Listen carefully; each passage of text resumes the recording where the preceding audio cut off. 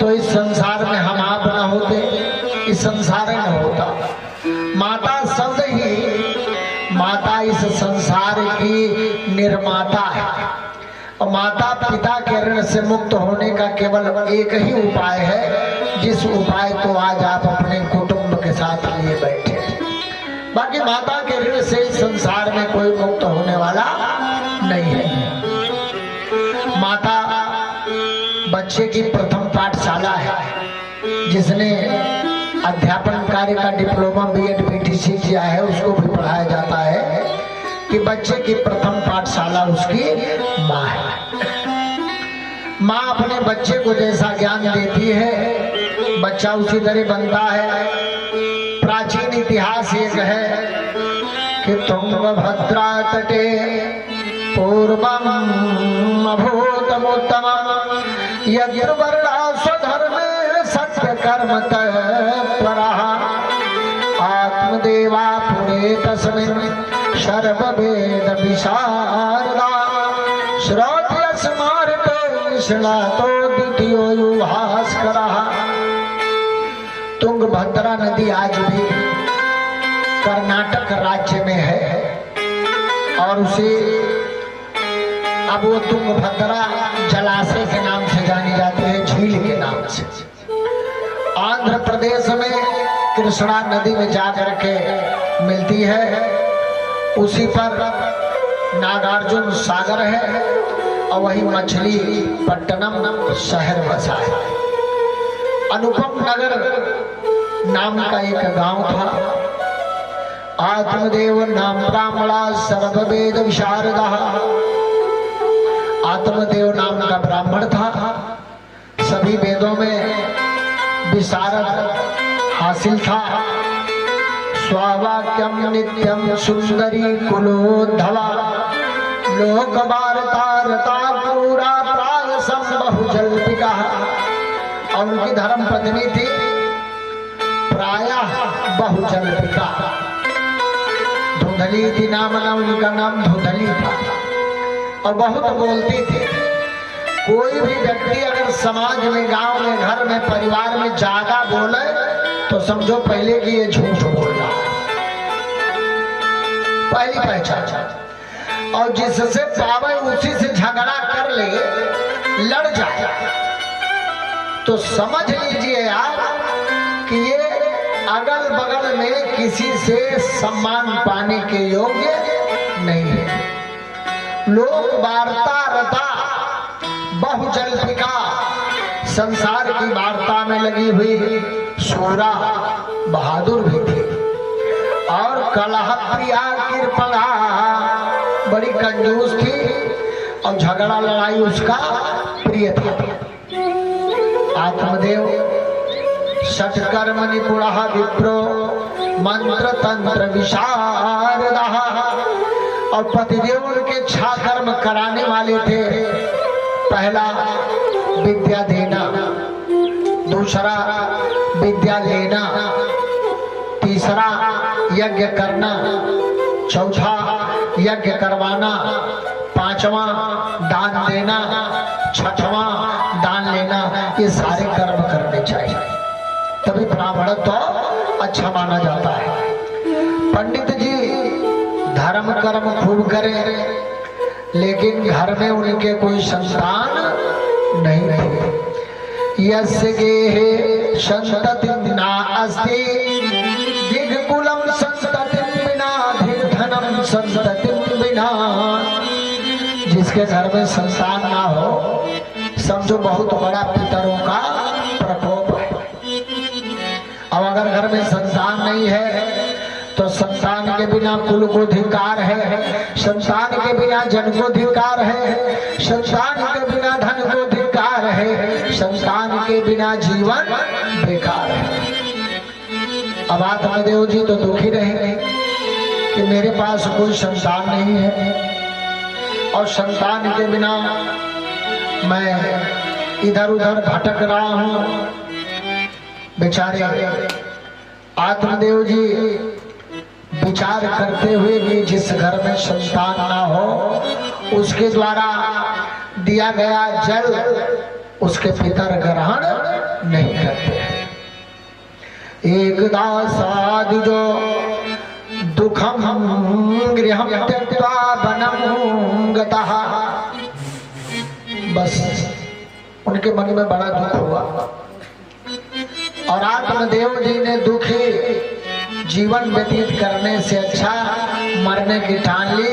गृहम त्यक्त्वा वनं गतः, घर को छोड़ दिया और जंगल की तरफ चले गए। दोपहर का समय था, प्यास बहुत सता रही थी, लेकिन संतान के दुख से दुखी जल पी करके एक जलाशय के किनारे गए, बैठा शोक कर रहे थे। तभी एक सन्यासी आ गए कि पीता जलम निष्णात प्रजा दुखेन कर्षितः, मुहूर्तादपि तत्रैव सन्यासी कश्चिद् आगतः। वहाँ एक सन्यासी बाबा आए, आत्मदेव जी बैठे थे।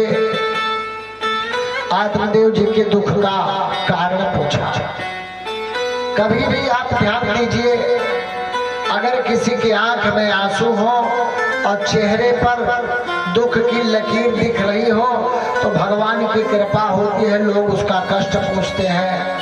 अब अगर कोई हंसना शुरू करे, तेजी के साथ हंसे, हाहा करके ठट्ठा मारे, तो लोग उसके ऊपर क्रोध करते हैं और क्रोध करने के बाद उसका मजाक उड़ाते हैं। अब इस प्रकार आत्मदेव को दुखी देख करके मनसा वाचा कर्मणा, मन से, वाणी से और कर्म से व्यथित उस ब्राह्मण को देख करके ऋषि पूछने लगे कि कहा तो तुम कौन हो? आत्मदेव बोला कि धिग जीवनम प्रजाहीनम धिग गृहम संततिम बिना धिग धनम चानपतस्य धिग कुलम संततिम बिना।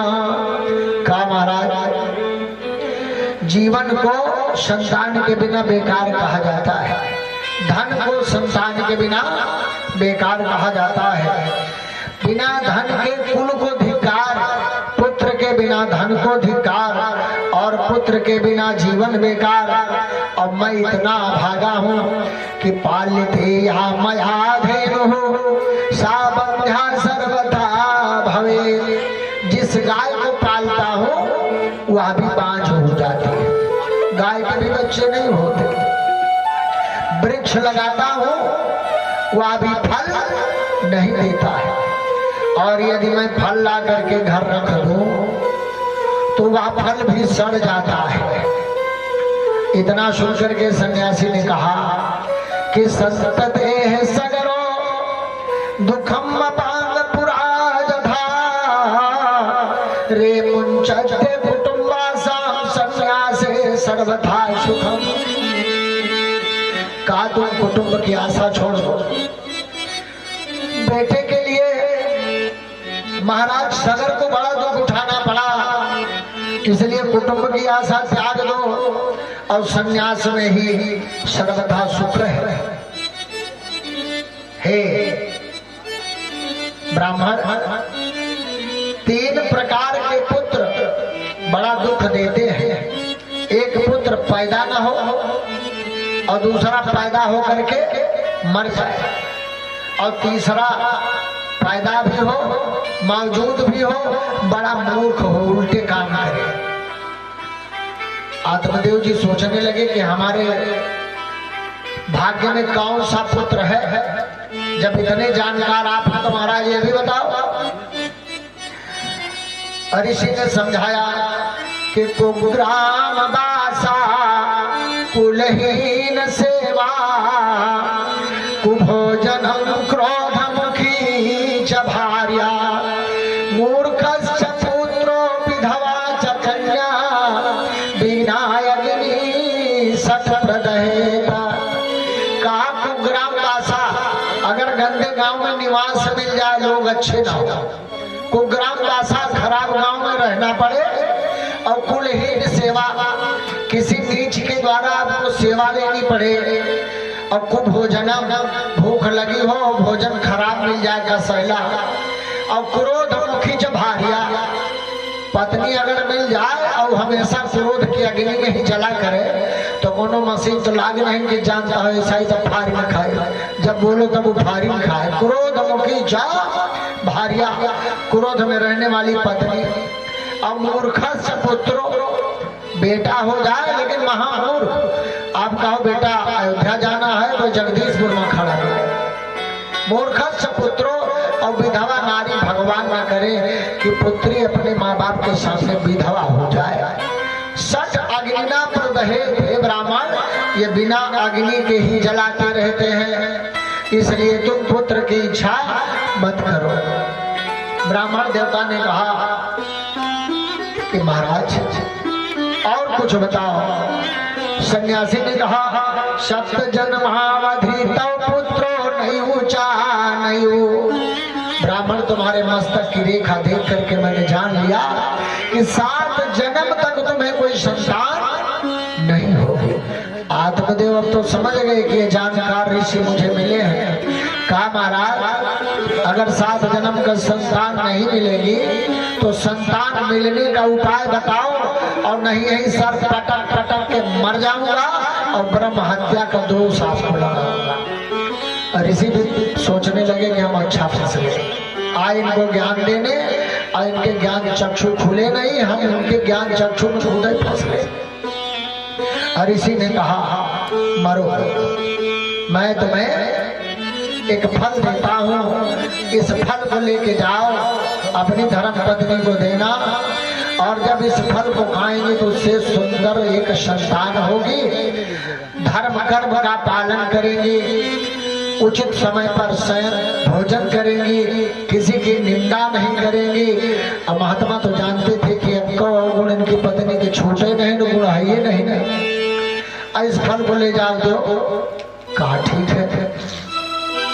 आत्मदेव जी प्रसन्न मन से उस फल को लेकर के अपने घर पहुंचे, लेकिन एक कहावत है कि उकताए काम नसाए धीरज काम बनाए, अर्थात अनुकूलस्य संकल्पः प्रतिकूलस्य वर्जनम। जो अपने लिए अच्छा हो उसका संकल्प लो, और जो अपने लिए अच्छा ना हो उसको छोड़ दो।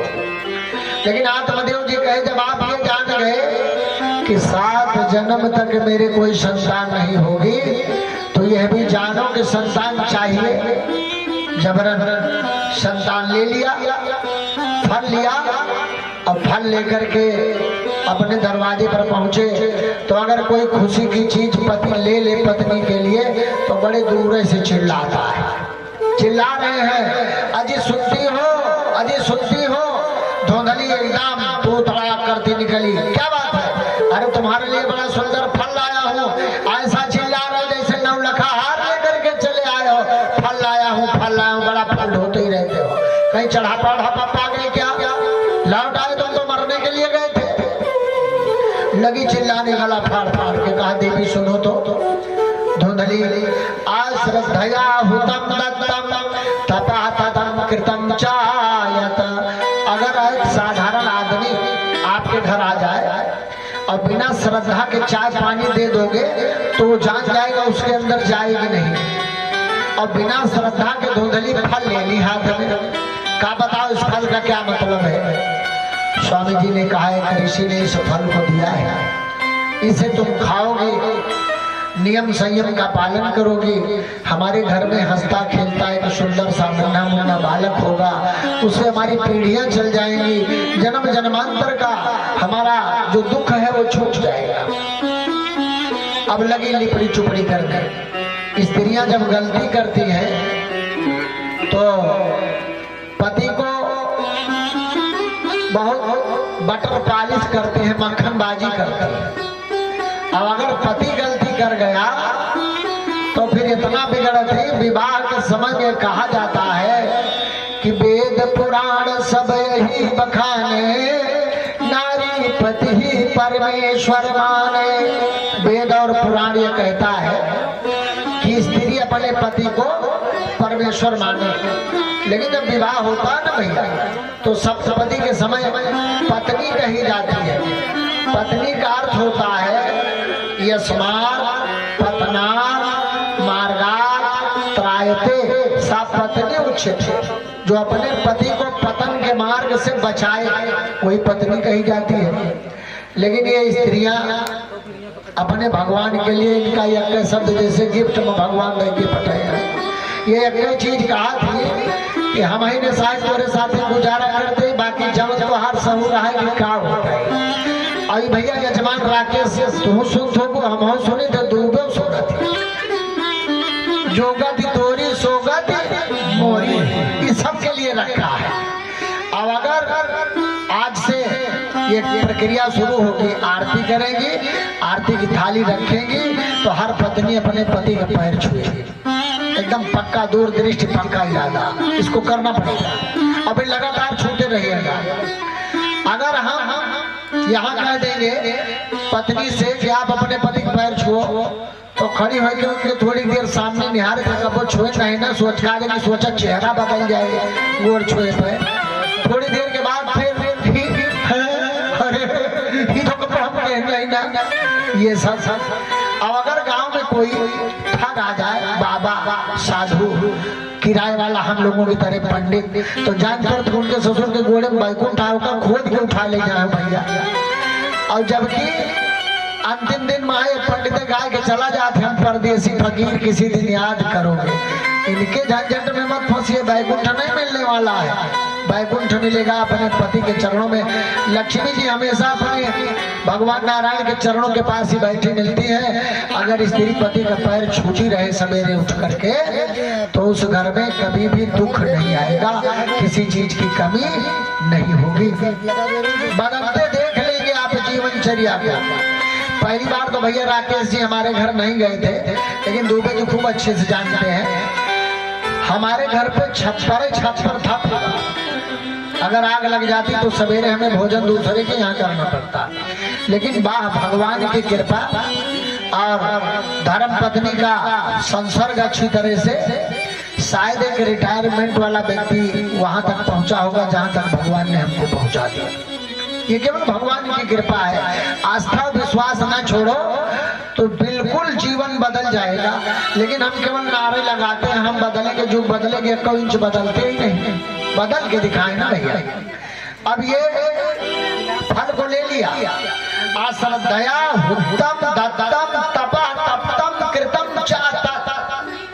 उस फल को लेकर के तरह तरह का कुतर्क करने लगी। चूंकि अच्छे आदमी को आप अगर मिट्टी का तेल दे देंगे तो दीपक जलाएगा, घर नहीं फूकेगा। अब गंदे आदमी को अगर घी दे देंगे तो हो सकता है घरे फूके खाने में भी उपयोग नहीं करेगा। अब वो दुष्ट थी। ऋषि का दिया गया फल उसे हाथ में लिए खड़ी है, और जैसे जो रहता है उसी तरह उसके संगी साथी भी हो जाते हैं। वैसे उसके मित्र पड़ोसन आई और धुंधली को देखी तो कहा, धुंधली आज तो बड़ी व्यग्र दिख रही है, बड़ी दुखी दिख रही है, क्या कारण है? धुंधली हंसने लगी और कहा, हमारा पति जो बूढ़ा पागल हो गया, सठिया गया है। बुढ़ापे में इनको संतान की चिंता है। एक फल लाए, भला बताओ फल से कभी किसी को संतान हुआ है क्या? अपनी सखी से बात कर ही रही थी कि उनकी एक बहन भी आ गई। अब पहले लोग जब विवाह करते थे बेटे का तो ननिहाल तक पता करते थे। A for age, B for body, C for character, D for demand, D for education, F for family. लेकिन अब लोग केवल डिमांडे की बात करते हैं तो बहुत परेशान होते हैं। एजुकेशन अब परिवार जो अच्छे लोग हैं देख रहे हैं, ऐसा नहीं है कि सब एक उसमें चल रहे हैं, लेकिन ज्यादातर डिमांड वालों का आप कोर्ट में खड़े हुए लोगों को जब देखेंगे, डिमांडे वाले को देखेंगे। आपके उत्तर प्रदेश के तीसरे बड़े लोगों में अनिल सिंह आते हैं। हम साक्षी हैं, उनके चौथे भाई का विवाह बिना दहेज के हुआ है। यहाँ तक कि लड़की लेकर के वो लोग होटल में आए, खाने पीने का सारा खर्चा इन्होंने दिया। अब आप विचार कीजिए, ऐसा भी त्याग है। और यहाँ जिसके पास गाड़ी चलाने को खड़ी करने का मौका नहीं है, वो सब बिल्कुल हवाई जहाजें चाहिए। ये नहीं कोई पूछता कि लड़की भी किसी काम की है। पहले लोग कन्या ढूंढते थे, अब धन ढूंढते हैं। लड़का अगर नौकरी करता है तो कहा लड़की नौकरी दोनों कमाई है तब ठिकाए। और बूढ़ा बूढ़ा जब मरे लगे बना के खवाए भैया, इनका सीधा अनाथ आश्रम में जाए पड़े, वही जा रहे हैं। ये कभी कोई पूछते नहीं, ये भी तो जानना चाहिए। अब धुंधली अपनी बहन से कह रही बहना ये तुम्हारे जो जीजा जी हैं पति नहीं कहते, अब तो इंग्लिश मीडियम होगा भैया, वाइफ पूरी लाइफ लेके चौपट वही है वाइफ। अंग्रेजी में हस्बैंड हंसी हंस के बैंड पूरी जिंदगी बजावत हुआ हस्बैंड बना घूमता है। पतिदेव रही नहीं गए भैया, हस्बैंड जगह हंसी हंस के एक बैंड दिन भर आ जाता है। सास के भोजन के स्वाद मिले कि ना मिले, सब्जी अपने काटता है।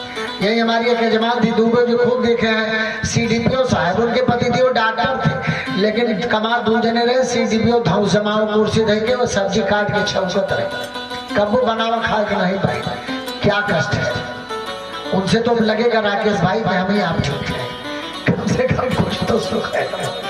अब धुंधली कह रही है बहन ये फल और तुम्हारे बहनों की इच्छा हमारे स्वामी की इच्छा, और इस फल से बच्चा। बहन हंसने लगी और कहने लगी कि खावे पहिरे ते ढोंगते, खावे पहिरे ते ढोंगते, ये जोगी अवधूत कहर बहिनी कबहु न होत देखे फलन से पूत।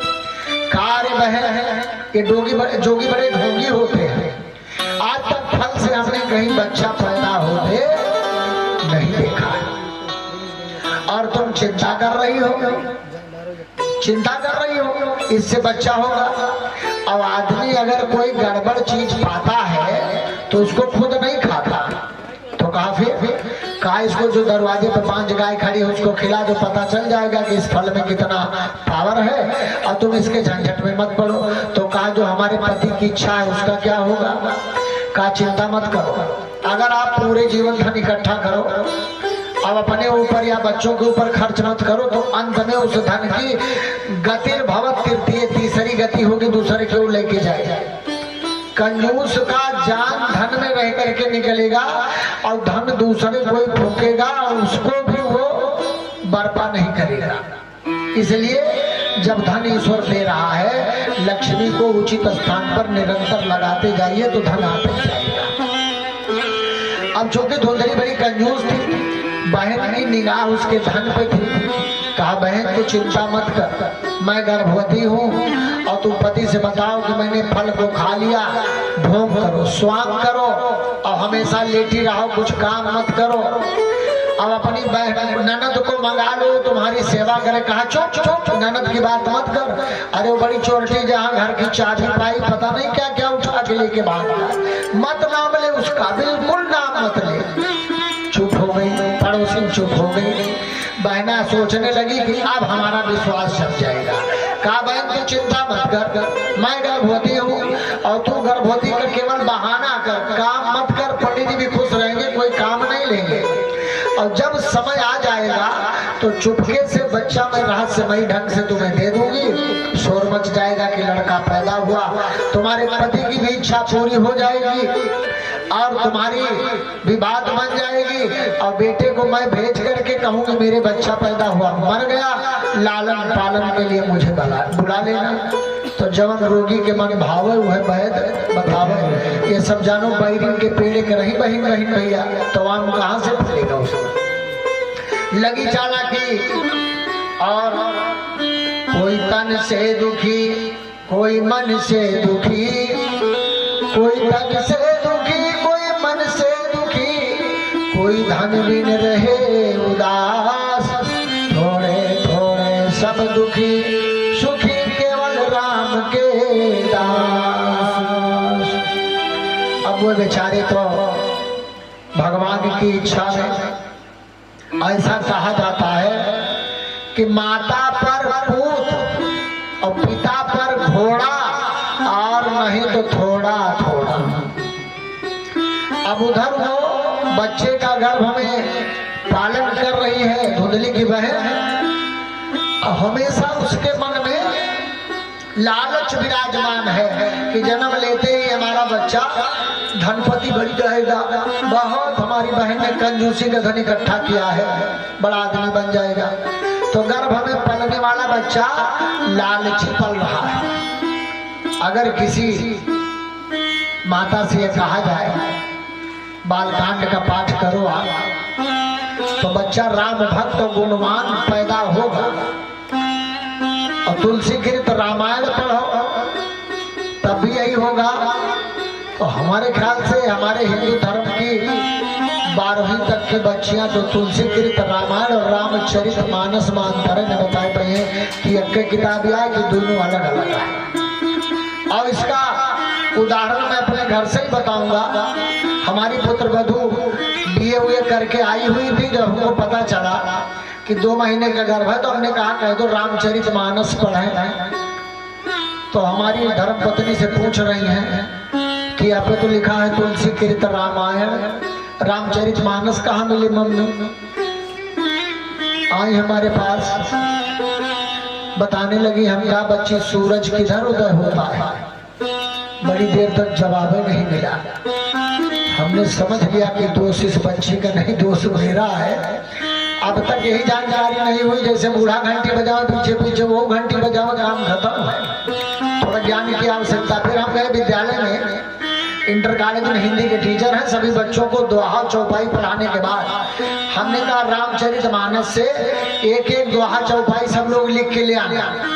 एक लड़की यादव की थी, उसके घर में मंदिर भी था, लेकिन रामचरित मानस नहीं, तुलसी कीर्तन वो फंसी रही। आई कहीं गुरुजी हमारे ये रामचरित मानस नहीं। ये हालात हिंदू धर्म का। और लोग कहते हैं सनातन धर्म समाप्त हो रहा है। अभी किसी मुस्लिम धर्म के बच्चे से पूछे तो 4 वर्ष का बच्चा वो टोपी लगा के नेहुरा मुठा थपड़ते तरह तो जानी जा। हमारे हिंदू धर्म के लोग अपने देवता को ऐसे ऐसे व्यंजन फंसते हैं, जय बजरंगी जय हनुमान, जय बजरंगी जय हनुमान। लेकिन विष्णु भगवान का दिन आए तो आटा गुड़ लिए थे, मलीदा चढ़ावे चलते थे। वो बजरंगी वो हनुमान वो श्री राम कमजोर पड़ गई। ये क्या है? हमारी सोच का फर्क है। उसने जब ये तय करके बच्चे का पालन किया तो बच्चा गर्भ में लालची हुआ।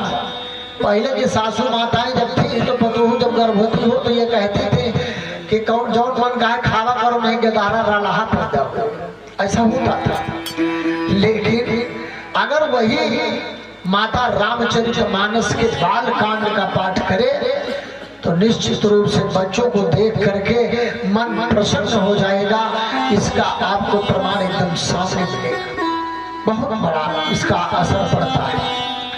अब पूरी तरह से धुंधली की बहन गर्भ का पालन करते करते समय व्यतीत हुआ, बच्चे का जन्म हुआ। रहस्यमयी ढंग से अपने बहन के घर बच्चे को पहुंचा दिया और चारों तरफ शोर मचा दिया कि हमारा बच्चा अस्खलित हो गया, यानी गर्भ से जन्म लेते ही मर गया। धुंधली ने संदेशा भिजवा दिया आत्मदेव को कि आत्मदेव पुत्र जन्म सुनि काना, मानहु ब्रह्मानंद समाना। आत्मदेव इतने खुश हुए कि जैसे ब्रह्म लोक का आनंद उनको प्राप्त हो गया, बड़े खुश हो गए। और सर्वस दान दीन सब काहू, जेहि पावा राखा त्यहि नाहू। जौन धुंधली कंजूसी से जमा के रही वो सब दान कर्म शुरू की। धुंधली ने दौड़ के हाथ पकड़ा कि अब तक नहीं खर्च किया, जब कोई नहीं था तो आ गया, ये क्या कर रहे हो, पागल हो गए। धुंधली कह रही आत्मदेव को पागल और आत्मदेव बच्चा पाके गल, इतना अंतर है पागल और पाके गल में भैया। स्पेस कर दिया। और जैसे आप लोग पतोहों को पाएंगे तो गल हो जाएंगे, पाके गल। और जब तक नहीं मिली थी अच्छी तो पागल, ये नहीं ठीक वो नहीं ठीक, ऐसा होता। अब आत्मदेव जी पाके गल है और एकदम पागल है कि हमारा धन जा रहा है। अब चारों तरफ शोर मच गया। आत्मदेव जी के बच्चा पैदा हुआ, लड़का पैदा हुआ। और जैसे तीसरा महीना आया, गाय को जो फल दिया था गाय के समान कान वाला और मनुष्य के आकार का दूसरा बालक पैदा हुआ। चारों तरफ शोर मच गया। आत्मदेव जी के भाग्य के विषय में क्या भाग्य है, बड़ी भाग्यवान धुंधली थी। जब इसके बच्चा पैदा हुआ तो गाय के भी लड़का हो गया।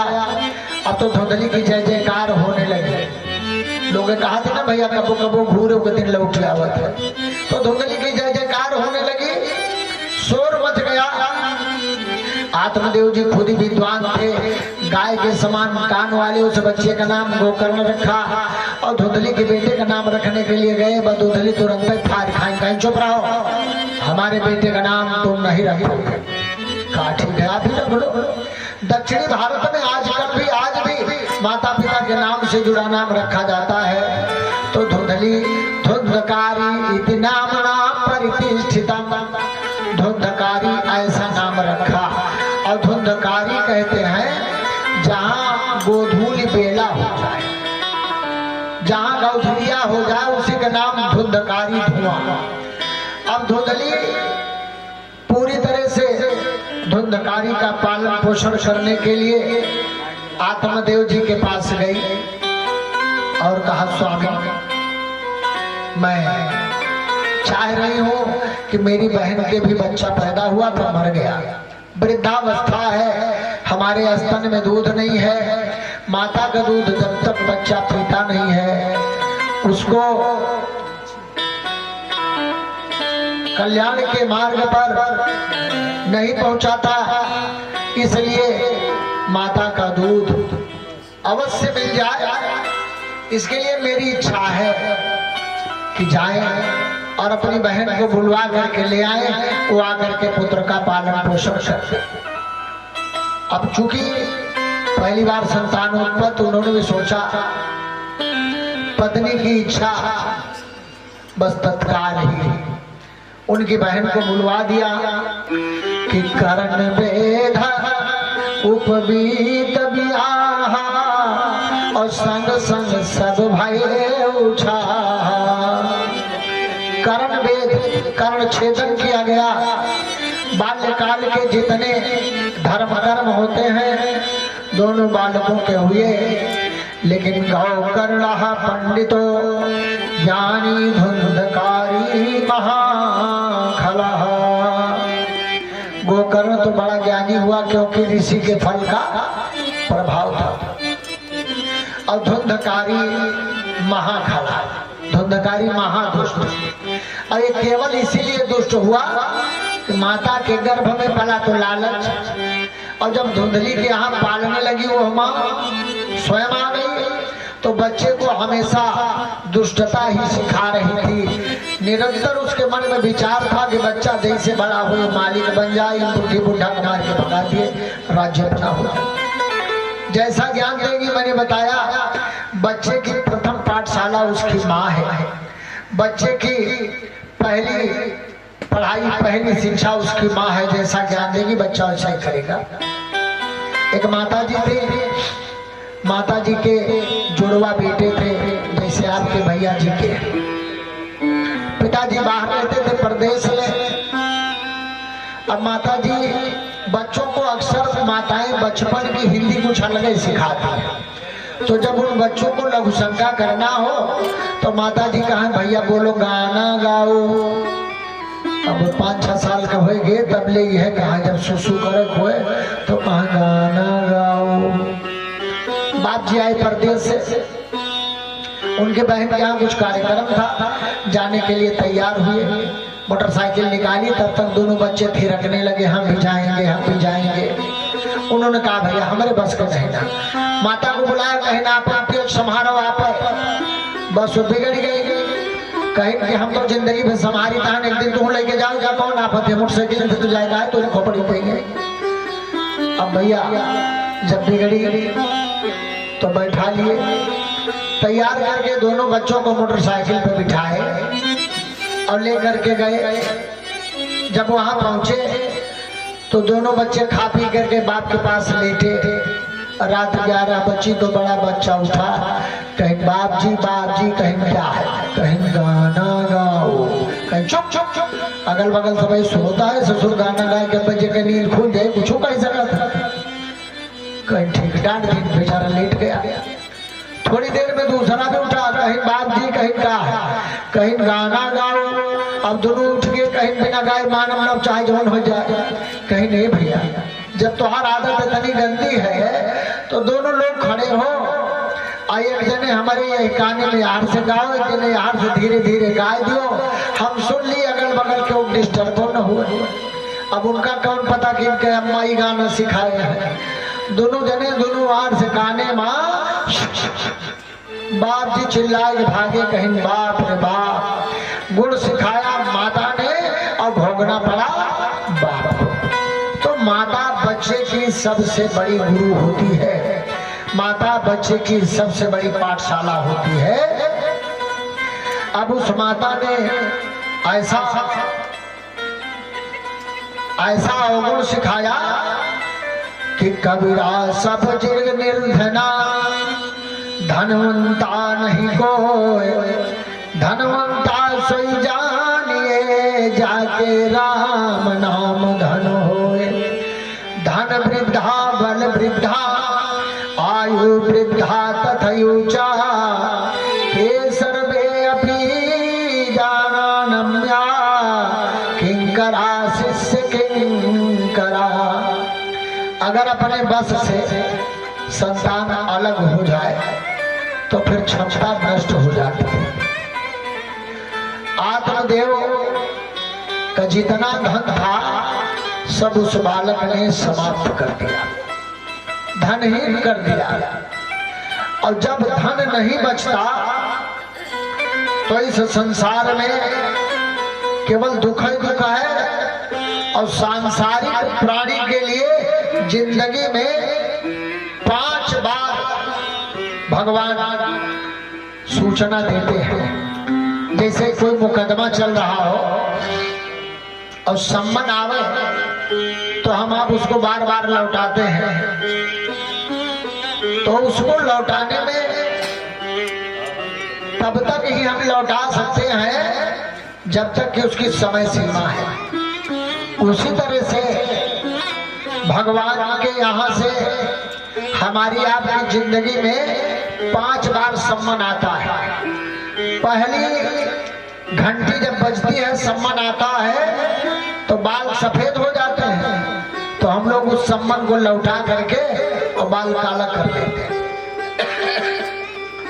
दूसरा सम्मन आएगा भगवान का, आंखें कमजोर हो जाएंगी तो उस सम्मन को भी हम वापस करके चश्मा लगा लेते हैं। तीसरा सम्मन आएगा, दांत टूट जाएंगे तो फिर दांत भी नया लगवा लेंगे, वह भी सम्मन लौटा देंगे। और चौथा सम्मन जब कटा तो कमर टेढ़ी हो गई, लाठी का सहारा ले लिए लेकिन सीधे नहीं हो सकते। तब केवल एक शब्द बचता है। ऐसे बूढ़े लोग किचकिचाए कि अगर नाती से पानी मांगे न लावा तो कहा था हृदया ना भजवानी, अब का करो, कोई मतलब थोड़ी रह गया।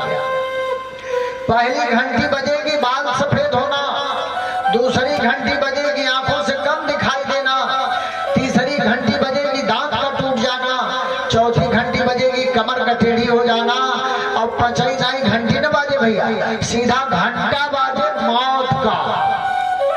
और जब मौत का घंटा बजा तो फिर उसका कोई उपाय नहीं। इसलिए जीवन रहते जब ये सम्मन आवे तो इनको स्वीकार करके लड़ाई लड़ते रहो, लेकिन धीरे धीरे भगवान के प्रति स्वभाव विनम्र बनाओ। और जो विनम्र होता है बहुत दिनों तक जीवन जीता है, जो कठोर बनता है उसकी आयु कम हो जाती है। इसका उदाहरण हमारे आपके शरीर में है। जब जन्म लेते हैं हम तब से जीभ साथ में रहती है और मरने के बाद साथे में जाती है। दांत कठोर होता है, बाद में आता है और पहले की साथ छोड़ के भाग जाता है। कठोर की आयु कम है।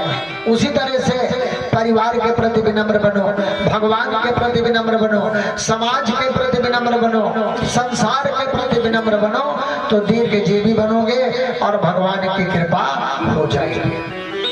पिता को अपने दुखी देखा, गोकर्ण जी ने बड़े परेशान हुए और अपने पिता के पास आकर के कहते हैं कि हे पिताजी, नाचान्द्रस्य सुखम किंचित सुखम चक्रवर्तिनः सुखमस्ति विरक्तस्य मुनेरेकांत जीविनः।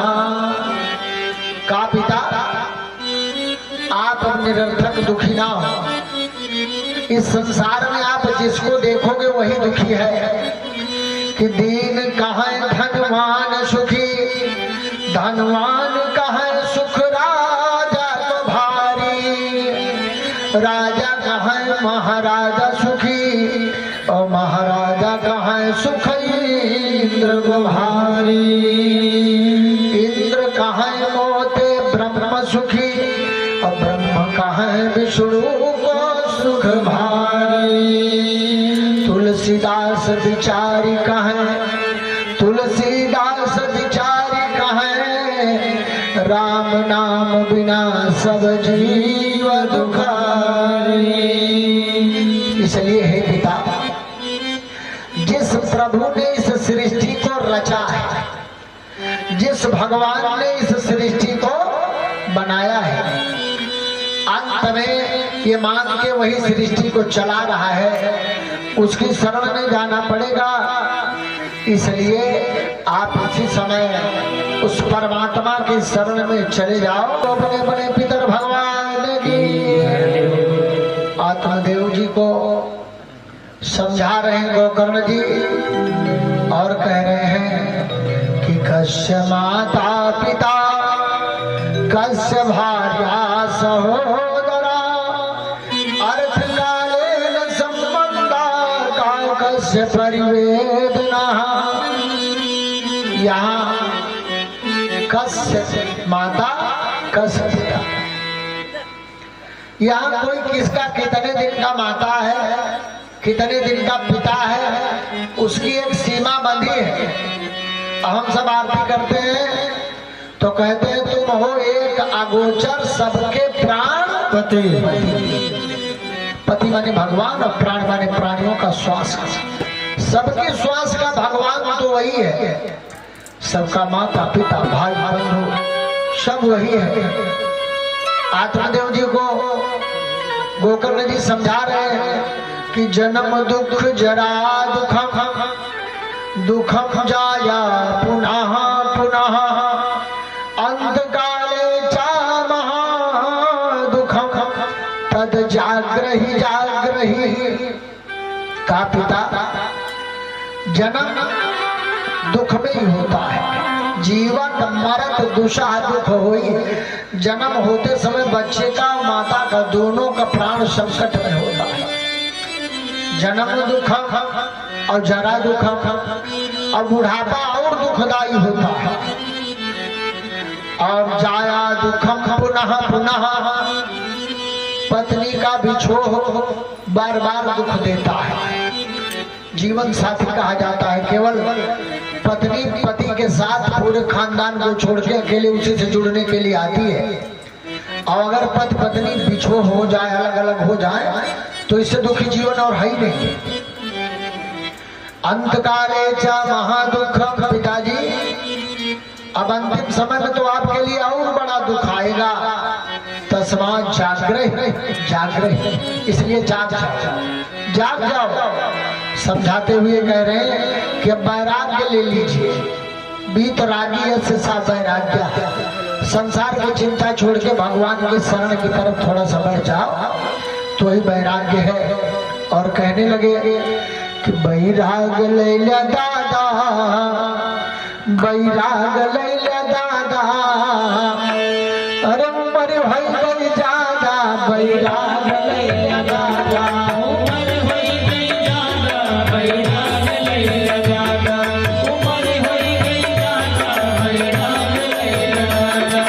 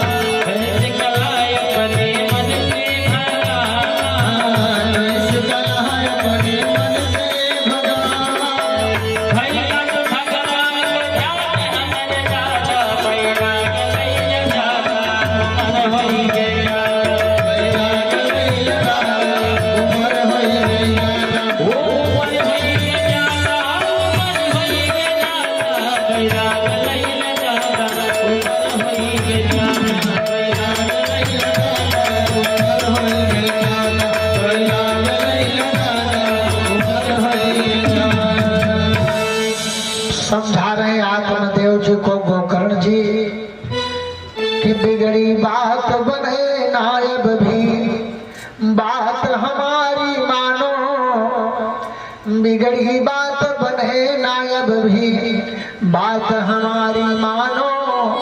नारायण है घट घट व्यापक अंतर्यामी उसको पहचानो।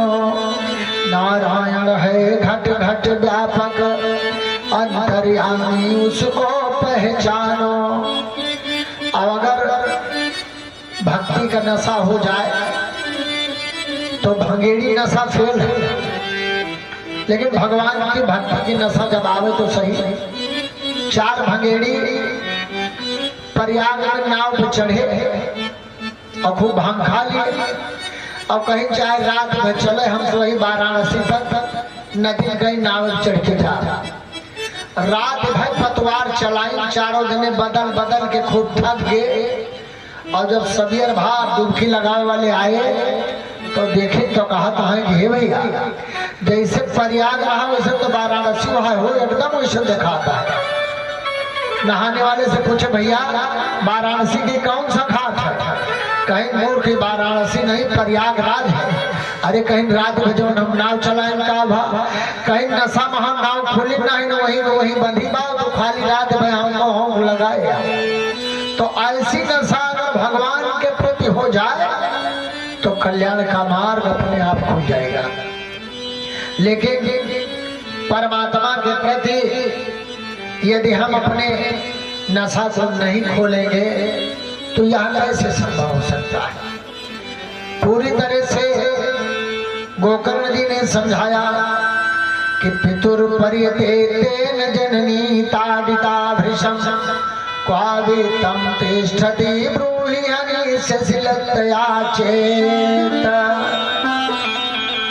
अब पिता पुत्र बड़ी देर तक गहन अध्ययन किए। पिता ने पुत्र की बात को समझा। आत्मदेव जी ने कहा पिता जैसे एक क्यारी होती है और उस क्यारी में बहुत सारे पौधे इकट्ठा होते हैं, उखाड़ करके अलग लगा दिए जाते हैं, लेकिन जन्मदाता वह क्यारी ही उनकी होती है, जीवन पहले वही देती है। उसी तरह से परमात्मा रूपी क्यारी के हम सब पौधे हैं और जैसे उसको उखाड़ करके अलग लगा दिया गया उसी तरह से परमात्मा रूपी क्यारी से हम सब अलग अलग लगाए गए, उगाए गए एक अलग पौधे। प्रसन्न मन से पूरी तरह से आत्मदेव जी ने पुत्र की बात को मान लिया और मान करके वैराग्य धारण करने के विचार से भगवान का स्मरण करते हुए उस स्थान को छोड़ करके, वैराग्य का मतलब है जन सुख। वैराग्य हम घर में भी ले सकते हैं, कुछ पल के लिए एकांत स्थान पर बैठ करके भगवान की निश्चल भक्ति कर ले, वही वैराग्य। वैराग्य का मतलब जंगल ही नहीं है, साधु का मतलब बड़े बड़े दाढ़ी वाले ही नहीं है, साधु का मतलब सज्जनता है। और व्रत का मतलब उपवास ही नहीं है, व्रत का मतलब प्रतिज्ञा है। अगर आप घर के एक श्रेष्ठ मालिक हैं तो घर के सारे लोग आपसे खुश हो जाए, यही आपका व्रत है, यही आपकी प्रतिज्ञा है। देश सेवा करने के लिए राजनेता व्रत लेता है, भले ही लूट के खा जाए देश को, फिर वो अपनी प्रतिज्ञा से अलग हो गया। और हम